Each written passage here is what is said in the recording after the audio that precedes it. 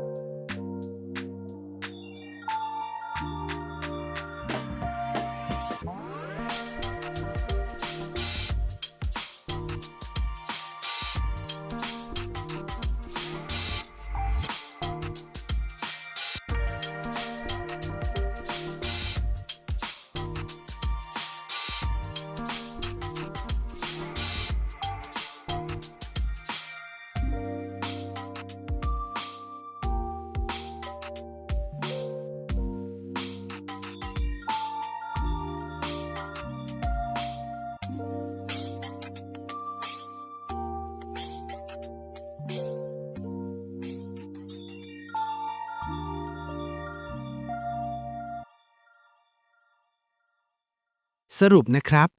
การสร้าง VM บน Proxmox VE ผ่าน ProxCenter ช่วยให้การบริหารจัดการระบบที่มีหลายโหนดหรือหลายคลัสเตอร์ง่ายขึ้นมาก โดยเฉพาะเมนู Inventory ที่รวมทั้ง Nodes Virtual Machines Containers และ Storage ไว้ในที่เดียวทำให้คุณเห็นภาพรวมของระบบทั้งหมดแบบชัดเจน